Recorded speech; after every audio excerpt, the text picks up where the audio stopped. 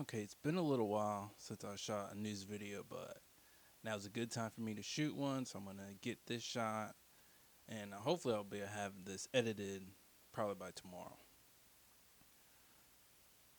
Alright, but one article I did want to talk to you guys about was the UK government wanted to increase their military budget. This is on the World Socialist website. This article is kind of old, but it's still relevant because we're in the middle of a fucking pandemic, and the UK government, the US government, maybe a few other Western governments are increasing their military budget when they need to actually be increasing funds for treating people that have COVID and any other illnesses, and trying to make sure people have health care or getting their full pay they get from their normal job or anything else that'll help the needs of the people. Maybe increase money for food banks and other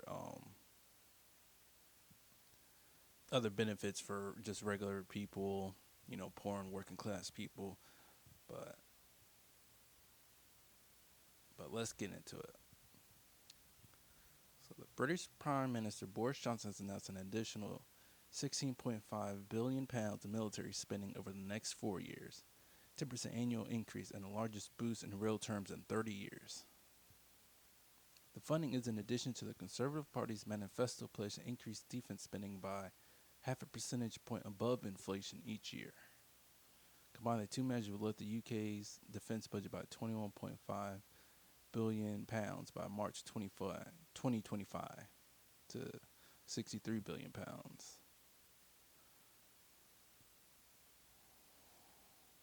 Johnson's announcement is the starkest confirmation that the ruling elite are stepping up their plans for military confrontations in pursuit of their geostrategic aims. That's usually to steal resources from brown people over in Western Asia, or we call it the Middle East. Here we go. Britain already has troops deployed as part of NATO formations across much of Russia's western border and in the Middle East against Russia's ally, Syria. Next year, the UK's new £3 billion HMS Queen Elizabeth aircraft carrier will make its maiden voyage to the Far East at the head of a nuclear-armed strike group to take part in the U.S.-Japanese military exercises against China.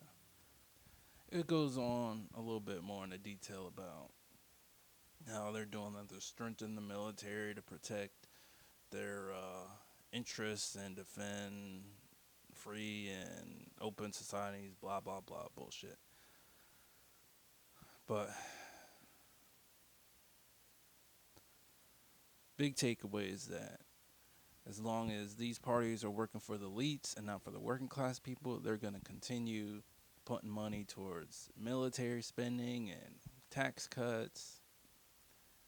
Maybe less so Western or European countries versus United States, but they're still putting way too much money to all these military conquests to really dictate and control every other nation and steal all these natural resources from other countries, which is absolutely horrible. And it's going to be a detriment to people in the UK, and it's definitely going to be a detriment to the people over in China or in Syria and Russia and other nations that are going to get bombed really. And that also ties into the United States bill because our Senate and our House passed the $740 billion National Defense Authorization Act. This was recent. Yeah, it was yesterday because I'm filming this on Saturday, December 12th. This is from the Hill. Yet the Senate overwhelmingly passed the $740 billion National Defense Authorization Act in an 84-13 vote Friday, approving it with more than two-thirds majority that would be needed to override a potential veto from Trump. The bill already passed the House this week in a 355 to 78 vote, meaning it now goes to Trump, where he'll have to decide if he's going to follow through with his veto threat despite bipartisan opposition. Me, I personally don't think President Trump's going to veto the bill.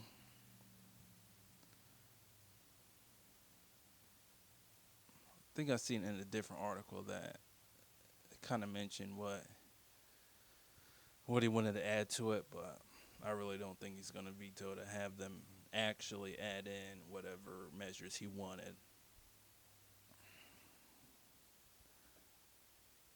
But this just reflects that, of course, the United States government is clearly beholden um, to the military-industrial complex because they're looking like they're going to be able to pass this quick, fast, in a hurry. Make sure the military's definitely got their budget going, but when it comes to actually getting the stimulus bill out, so poor and working class people can actually get something, and especially to not give any more big corporations just huge tax breaks or anything like that. They're not doing that because most of these stimulus bills have been about just giving big corporations a shitload of money, only giving just regular people fucking crumbs. Just fucking $600 a week for all these people that are unemployed. And that was only for what, 6, 7 months? Then they said, oh, all these people are making we're making less than $600 a week. It's too much. It's too much. We can't give people $600 a week. Even though they're suffering and we have a pandemic and it will help actually keep the pandemic at bay. So we get less people dying, less people getting sick. Really making sure people don't have all these mental problems with being anxious and worried and depressed from being just stuck at home all day, all night, with no job to go to, even if they ended all these extra benefits from unemployment. No, they said, no, let's kill that. And I mean, that's really how you know that it's just another reason that confirms that our government really doesn't work for us and we need to take the shit back. It's going to be a long struggle, but we need to do it because $600 a week for unemployed people, and we need $1,200 a month for everybody, period. Just UBI, just straight up. None of this, oh, just one time, oh, we're going to struggle just to give people $1,200 one time. No, fuck that. Everybody needs just $1,200, period, a month. If we could let the big banks get millions or even billions of dollars constantly through the Federal Reserve and make sure the banks stay afloat, the government can give every single person in the United States $1,200 a month.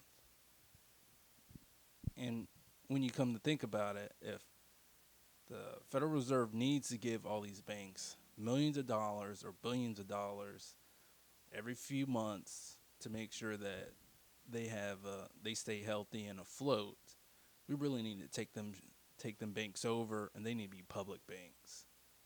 Because if they're getting all this money from the government, no, they just really need to be taken over because they're not able to actually just run as an organization or as an entity without falling apart.